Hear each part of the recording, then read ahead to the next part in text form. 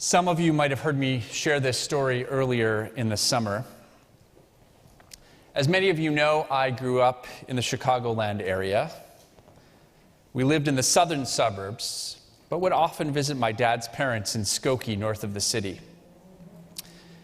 I was 8 years old when a group of neo-Nazis threatened to march in Skokie. When I heard about the planned march, I remember being scared for my grandparents. I grew up in a Reform synagogue that had lots of members who were Holocaust survivors. Several of my Hebrew school teachers had numbers tattooed on their arms. I wonder now, looking back, what my Omi and Opie, who were 13 or so when the Nazis came to power in Germany, what they thought about the planned march in Skokie, their very Jewish, adopted American hometown. I actually don't know what came to their minds. I never asked them. I wonder, though, did they think, here we go again? For me at the time, perhaps because I never remember personally experiencing it, I do remember thinking in my 8-year-old self, I thought anti-Semitism ended after the Holocaust. Boy, was I naive. In our time, the incidents of anti-Semitism are almost too numerous to count and far too many to ignore. The Tree of Life synagogue shooting, the Poway synagogue shooting, a 29-year-old man punched, kicked, and pepper sprayed in Times Square a few months back. In Los Angeles, 5 Jews attacked by people waving Palestinian flags. Jewish institutions vandalized, synagogues receiving threatening phone calls, Jews harassed on social media. Anti-Semitism might be called the oldest hatred, but to my deep sadness and dismay, it is also a current event. According to a study done by the Anti-Defamation League, there has been a 63% increase in these attacks in the last few years, among the highest count since the ADL began keeping statistics in the 1970s. I admit there's a part of me that is surprised when I hear that, a part of me that asks incredulously, even here in America? And then a part of me that responds wearily, yes, here in America. American democracy and religious freedom have been a gift to the Jewish people, to my family, and I'm sure to many of your families as well, allowing us to thrive here as we have nowhere else in the long history of our diaspora. And yet we know a more troubling legacy. Here in America, where Father Charles Coughlin spewed Jew hatred on his 1930s radio show to 30 million listeners a week. Here in America, where aviation hero Charles Lindbergh spoke at a rally of the isolationist America First Committee in 1941. And recall Henry Ford, who received the highest honors from Adolf Hitler for his promulgation of anti-Semitic conspiracy theories. But wait, the first part of me says, just because there's Jew hatred in our past doesn't mean that it's in our societal DNA. That was then. This is now. And then that other part of me, wearier still, says one word: Charlottesville. White supremacists, the Klan in khakis, chants of Jews will not replace us, armed extremists gathered outside the Reform synagogue in Charlottesville while the Jews prayed inside. In the 21st century, here in America. Racism and anti-Semitism marched in lockstep in Charlottesville and reminded us of the truth we learn and forget, and now in 2021 learn again. Anti-Semitism flourishes in any hothouse of intolerance and grows robustly alongside other hatreds, whether those hatreds seem directed at us as Jews or not. Racism, nativism, homophobia, Islamophobia, all should ring a shofar call of alarm, not only for the decency of American society, but for the safety and well-being of our Jewish community. These past few years have taught us yet again, it is both morally repugnant and practically misguided to hunker down while others are targeted, let alone to support those who do the targeting. But what exactly is this phenomenon we call anti-Semitism? The term itself was popularized by a Jew hater named Wilhelm Marr in 19th century Germany, who sought to racialize the hatred of Jews beyond its religious roots. Sociologist Helen Feen defined it as, quote, a persisting, latent structure of hostile beliefs towards Jews as a collectivity. We use the word to refer to Jew hatred in all its forms, from a swastika that defaced my niece's school in Georgia just last week, to internet screeds about Jews controlling the global economy, from the religiously motivated anti-Judaism of the ancient and medieval church, which saw Jews as the source of ultimate evil for their rejection of Christianity, to the 19th century racial theories which saw Jews as corrupting the purity of the white race and eventually gave rise to Nazism, to the political uses of anti-Semitism today by left and right alike. In important and recent books, Professor Deborah Lipstadt of Emory University and New York Times columnist Barry Weiss each emphasize that anti-Semitism, for all its diverse expressions, always asserts a core conviction of conspiracy, of Jews as a maliciously intelligent force, small in number, cosmopolitan in alliance, with the ability to compel the will of the powerful and wreak havoc around the world. In the eyes of the anti-Semite, Weiss writes, the Jew is whatever the anti-Semite needs him to be, the symbol of whatever a given civilization defines as its most sinister and threatening qualities. Think about it. To the anti-Semitic country club capitalist, Jews are a bunch of commies inciting the rabble. But to the anti-Semitic leftist, Jews oppress the common man by controlling all the capital. Eric Ward, an African-American community organizer and activist, argues that to white supremacists, Jews are considered traitors to the white race, and that our intentional scheming and perverse sympathies are the only possible explanation for the ascent of all those innately inferior people of color in America. It is out of all of these pernicious dynamics that my grandparents and millions of other Jews with a 1,000-year history in places like Germany were oppressed, expelled, or murdered during World War II. And in many ways, it is this dynamic and these conspiracies that continue to threaten us today. Ward, the black organizer and activist, tells the story of visiting what is called a preparedness expo at a convention center in Seattle in 1995. Ward attended as a field organizer for the Northwest Coalition Against Malicious Harassment, a 6-state coalition working to reduce hate crimes and violence in the Pacific Northwest and Mountain States region. The coalition does a lot of primary research, often undercover. A cardinal rule of organizing is that you can't ask people to do anything you haven't done yourself. So Ward spent that weekend, as he spent many, among people plotting to remove people like him from their ethno-state. It helped that despite its blood-curdling anti-black racism, at least some factions of the white nationalist movement saw Ward as a potential ally against their true archenemy. At the expo that year, a guy warily asked Ward why he was there. Ward told him that he'd come on behalf of a few brothers in the city who wanted to resist the federal government and were there to get educated. Ward said he hoped the guy wouldn't take it personally, but that he didn't shake hands with white people. The guy smiled. He totally understood. Brother McLam, the guy said, says we have to start building broad coalitions. Together they went to hear Jack McLam, a retired Phoenix cop who ran an organization called Police Against the New World Order, make a case for temporary alliances with, quote, the blacks, the Mexicans, and the Orientals against the real enemy, the federal government controlled by an international conspiracy. McLam didn't even have to say who ran this conspiracy because it was obvious to all who were in attendance.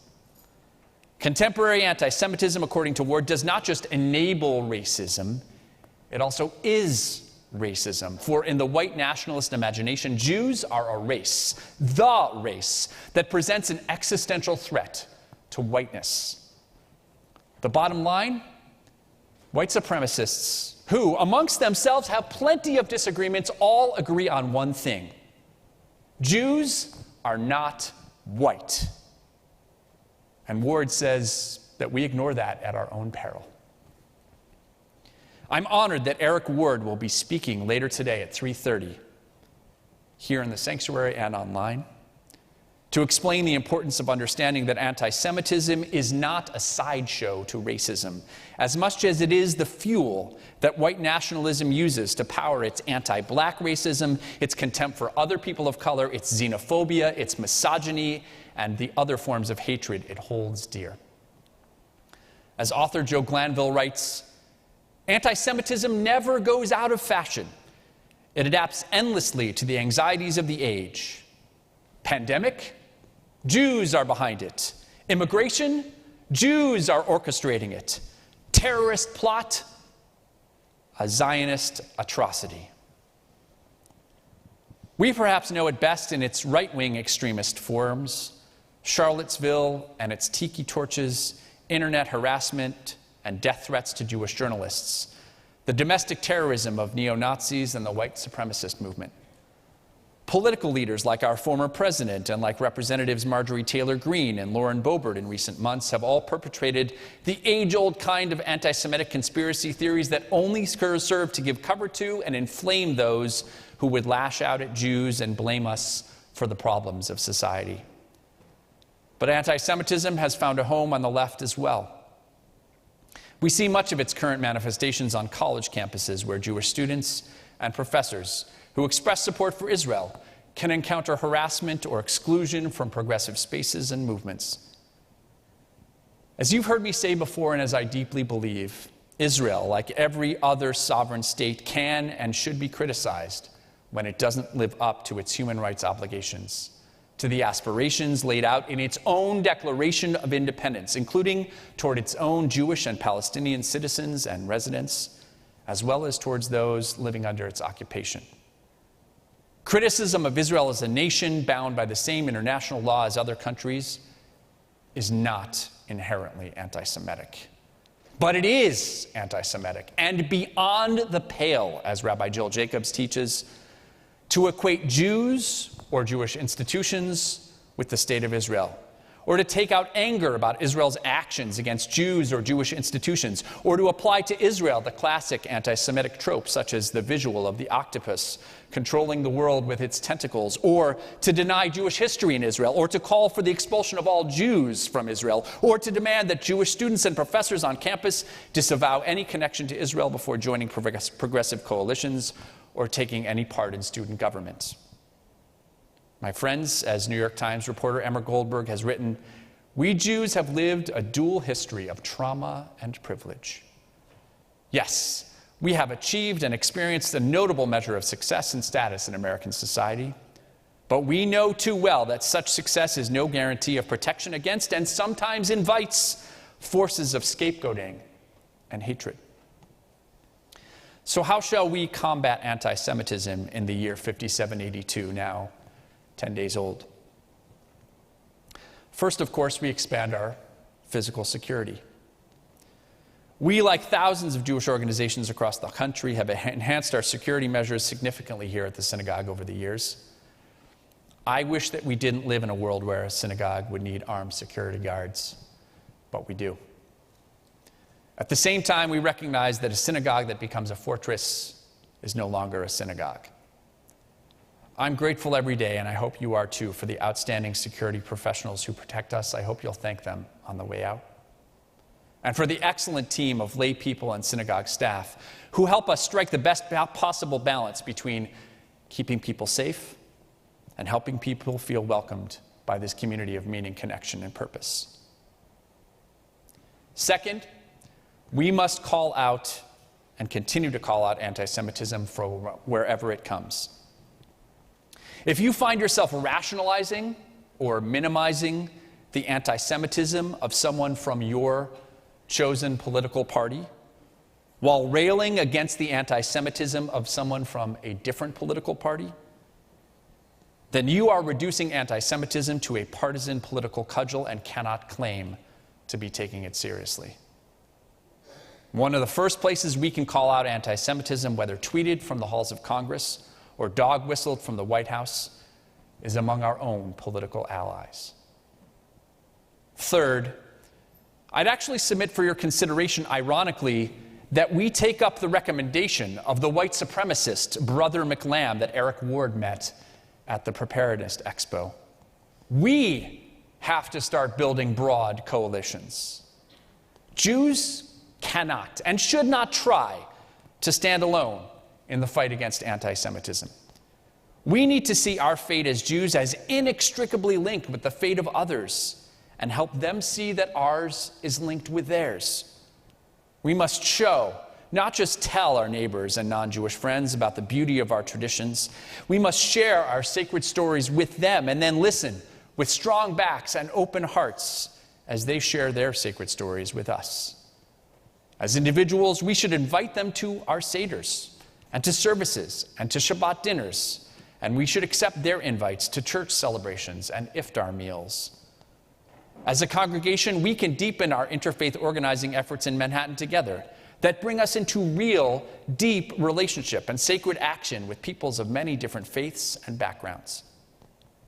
When we see people as human beings and they see us, it is much harder for us to demonize one another. Fourth, let us lean into the beauty of Judaism itself. Deborah Lipstadt, someone who has been, as she calls it, swimming in the sewers of Jew hatred and Holocaust denial for 40 years, said at our most recent Reform Movement Biennial Convention that while she is, of course, deeply concerned about the trend towards increased anti-Semitism, she is equally worried about what we Jews might do to ourselves because of anti-Semitism. Concern about anti-Semitism cannot become the leitmotif, the cornerstone of our Judaism, Lipstadt says. She shared the story of one of her students, a senior at Emory University who Dr. Lipstadt had known for 4 years, who suddenly began to wear a kippah. When the professor asked him why, he replied, quote, "There have been so many attacks on Jews recently. I've decided that every time there is an anti-Semitic attack, I'm going to wear my kippah so that I can show the anti-Semites they can't frighten me." When she told this story, the 5,000 Reformed Jews at the biennial plenary applauded as one. Dr. Lipstadt smiled a wry smile and said, "I had a slightly different reaction."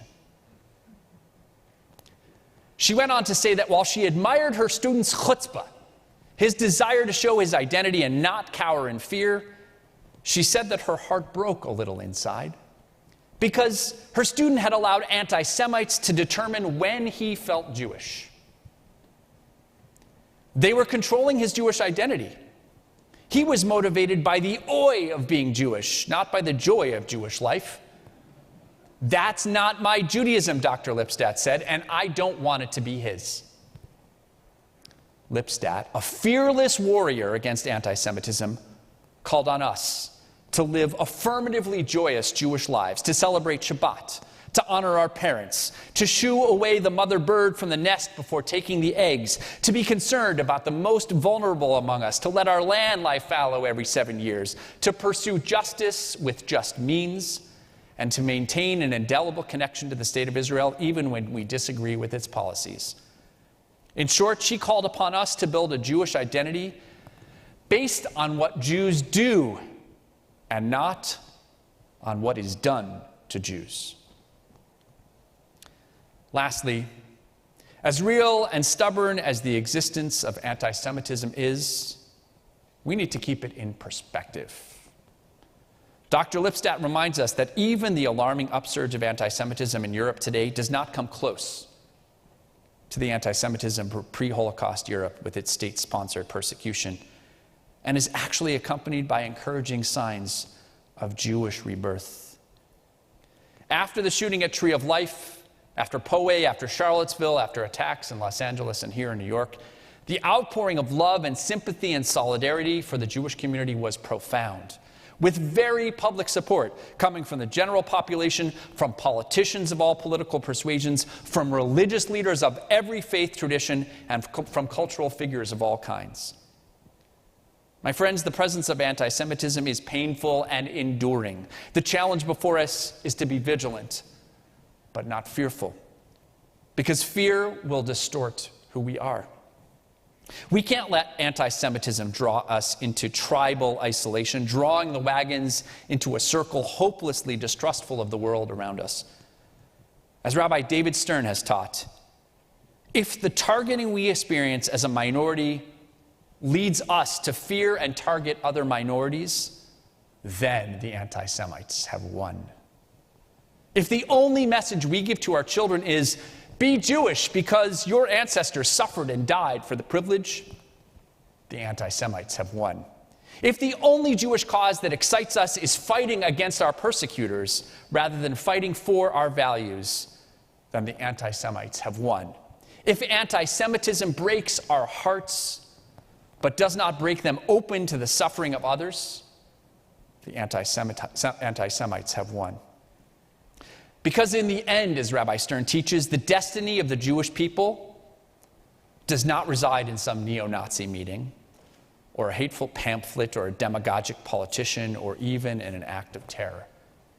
It resides right here, in this ark, in this, our sacred community, in our hearts and in our hands. In the face of the oldest and most adaptive hatred, the best and most triumphant answer we have to anti-Semitism is a proud and vibrant Jewish life. Like the lives my Omi and Opie led. They could have been bitter and angry. They had every right to be. They could have taught their children and grandchildren and great-grandchildren to hide their Judaism, or taught us to be Jewish so as not to give Hitler his final victory. But instead, they shared their difficult stories of suffering and survival and urged us to remember them. And they lived full and rich and joyous Jewish lives, supported Jewish causes and their synagogue, taught their progeny to live in the world and fight for the rights of all people. Yes, sometimes the answer to anti-Semitism comes in the form of the need for added security and greater vigilance at the door.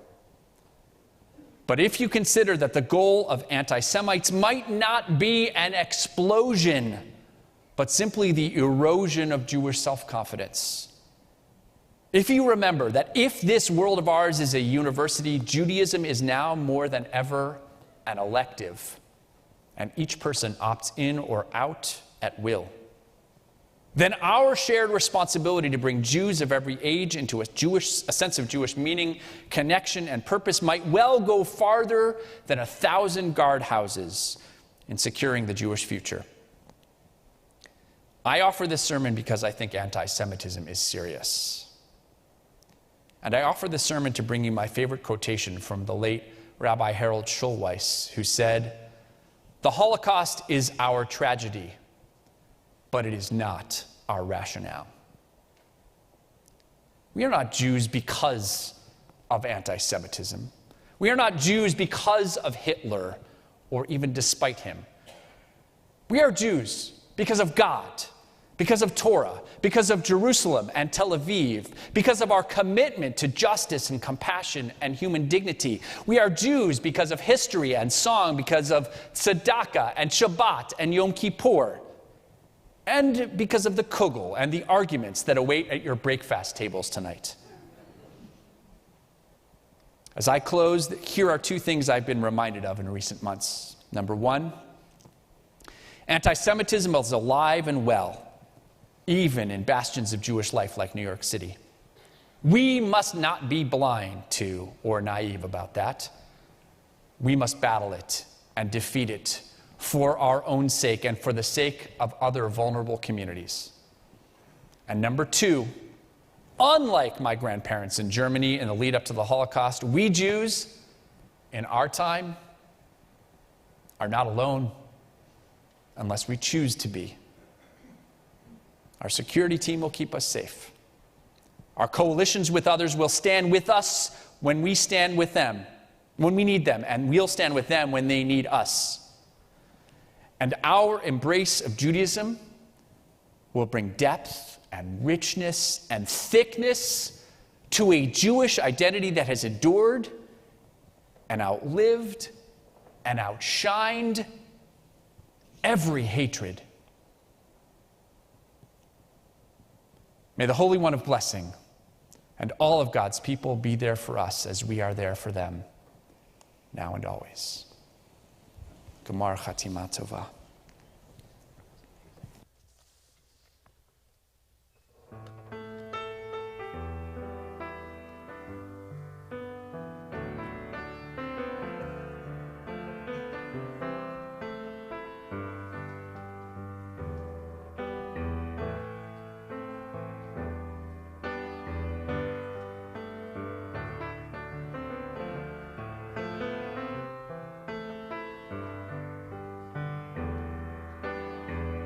כל העולם כולו גשת צר מאוד, כל העולם הוא גשת צר מאוד, כל העולם כולו גשת צר מאוד, כל העולם הוא גשת צר, כל העולם כולו גשת צר מאוד, כל העולם הוא גשר, והעיקר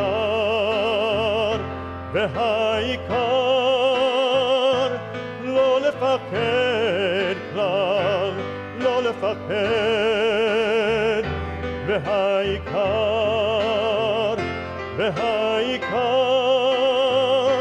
לא לפחד כלל, לא לפחד. As I walk along this very narrow bridge, I will not be afraid, knowing you are with me.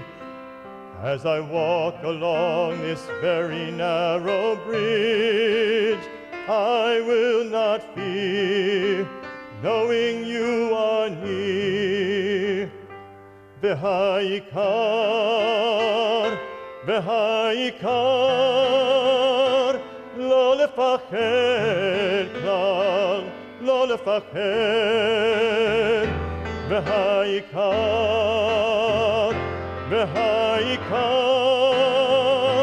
לא לפחד כלל, לא לפחד, לא לפחד.